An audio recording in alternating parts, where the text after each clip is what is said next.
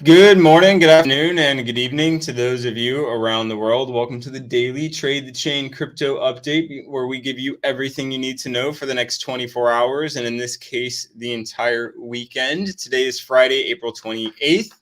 And instead of just starting with DXY today, we are going to cover the all-important PCE numbers that dropped today. I'm sure many of you saw them online. We also updated the TTC community of what was going on with PCE. But the moral of the story is PCE dropped considerably, very similarly to CPI.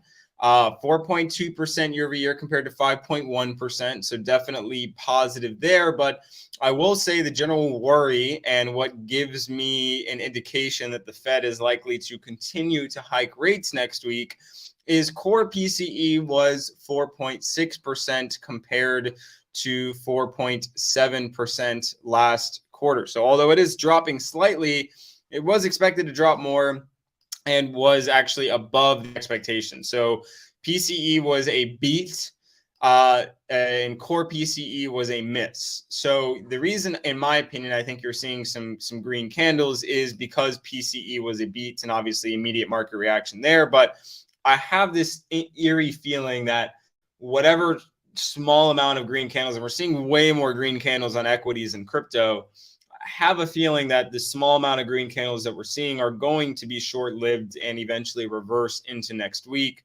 due to having the Federal Reserve interest rate announcement happening on Wednesday. So we basically have, equities will not trade Saturday and Sunday, but we basically have three more market sessions until the FOMC likely hikes rates. Now, it's not guaranteed. It could be a 0 point hike, which just means they're not hiking at all.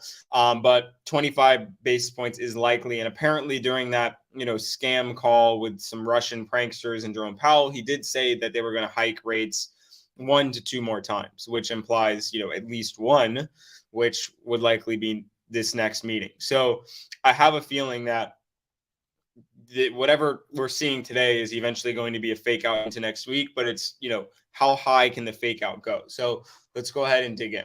So DXY, zoomed high last night, which was a very weird trade, or a very weird, sequence of events, I should say, but then immediately sold off on PCE, coming in lower than expected, but core, obviously slightly higher. So we did make it up to the resistance level that we mentioned, 101.2, but, immediately sold off. So obviously, we were hovering just around 101.8 early this morning.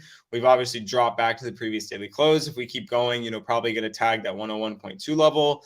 And then to get, above the 102.1 level, you need to break it, flip it, and then then you can move to 102.5. So no real inference here, but I actually thought we'd see a lot more volatility. I really did expect core to drop. So that's my opinion there was wrong, and DXY is really just sitting here in range. So if we kind of zoom out and get a little context here, let's remove these lines as well.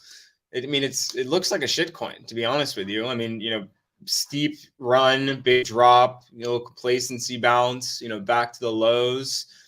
Still has not tagged the 1 week 100-day moving average, which also coincides with the next level of support down here at 99.3. So I'm still expecting this to act bearishly. But the weird thing is that, we've seen an inverse relationship with DXY and risk. And right now they're not really moving too inverse from each other. So I'm putting a bit less stake in DXY, but I'm still going over it because I feel like it's still relatively important to watch in the general context of things. But it's continually played a much lesser role.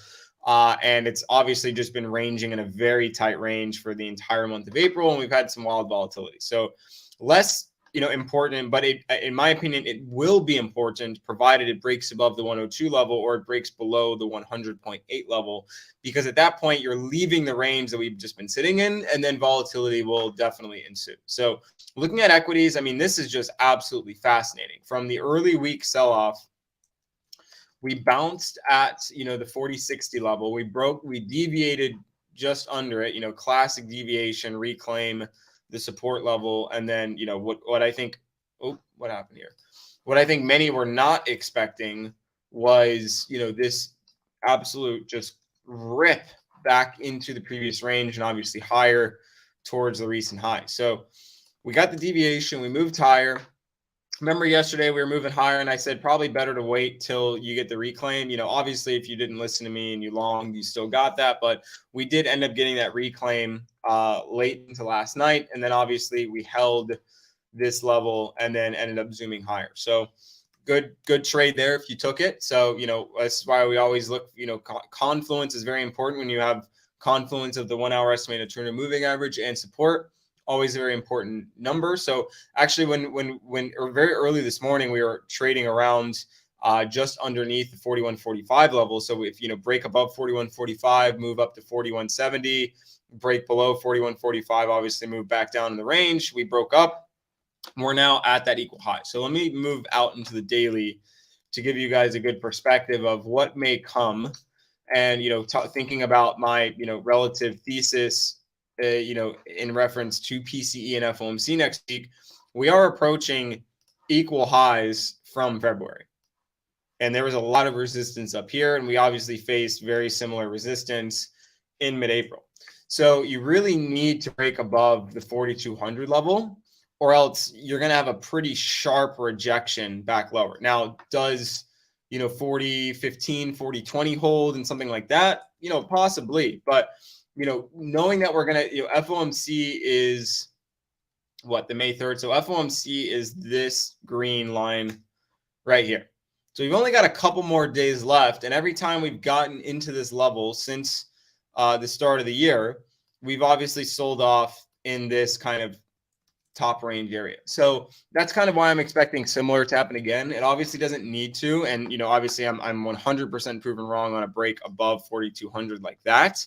But, I think it is important to be cautious that if we get a 25 basis point hike on Wednesday, every FOMC hike has been quite bearish for the markets and has been a big pivot point. So if you're trying to long above 4,200, but you believe that a 25 basis point hike is going to come Wednesday, well, you're probably just going to get cut at 4,200. So the question you have to ask yourself is how much do you want to extend yourself now that we're sitting at equal highs from April 17th, and then we're approaching equal highs from early February. So at that point, you're starting to think about a possible sell-off, and you want to get cautious rather than overzealous, in my opinion. So not saying that we definitely can't break higher, but for some reason, just my gut feeling is saying that it's a little bit too sketchy right here to be bullish heading into FOMC on Wednesday. So in my opinion, can certainly head higher, and if we flip the 40-70 level,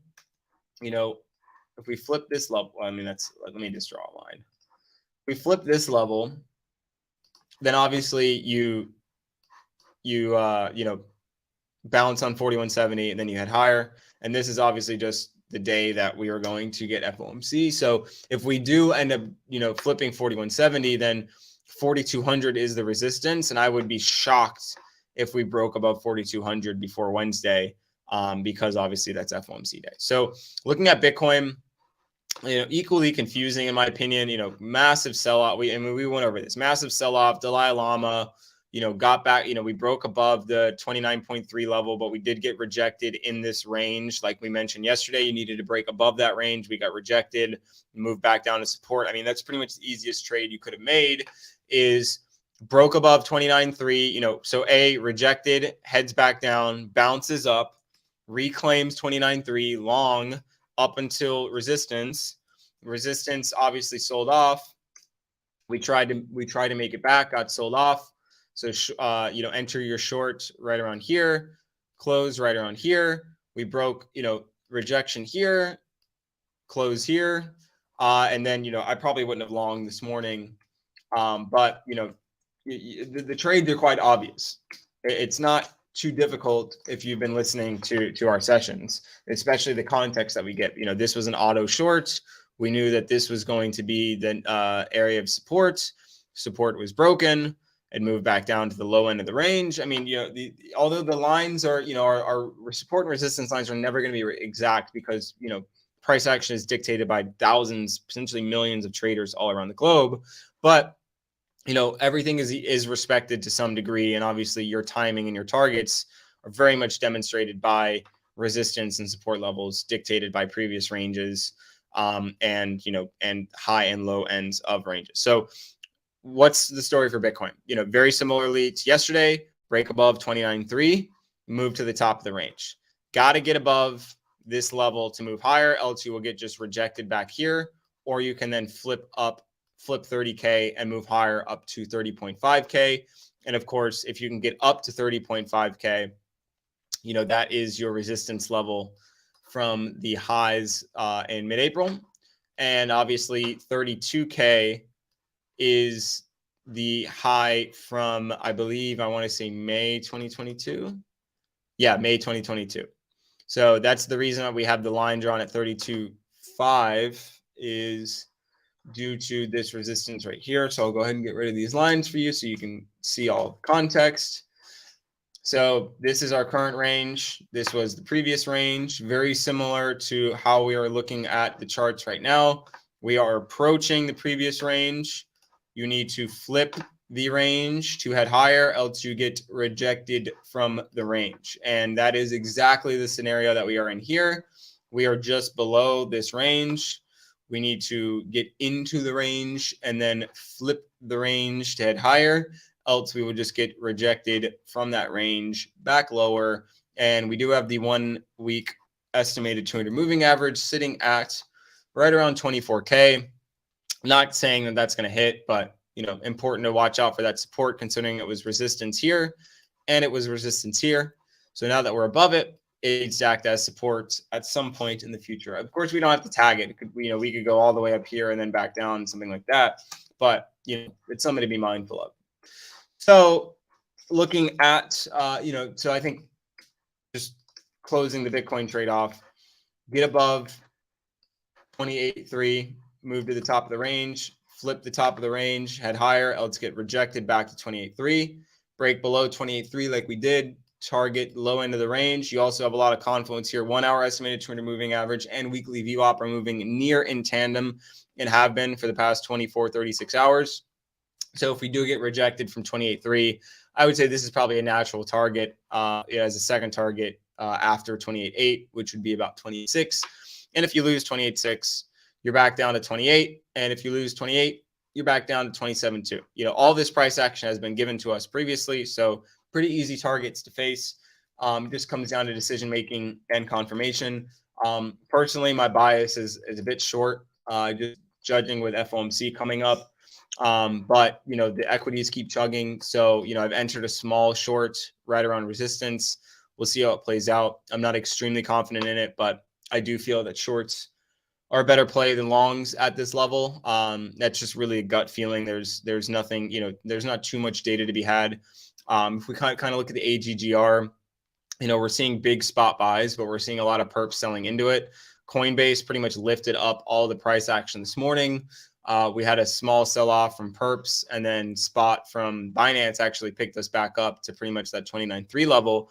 And then Bitfinex started selling, and we're seeing more perps come in and sell. So that could, I told the trade the chain community this, that could lead to definitely a squeeze up here, but that could lead to a squeeze up here.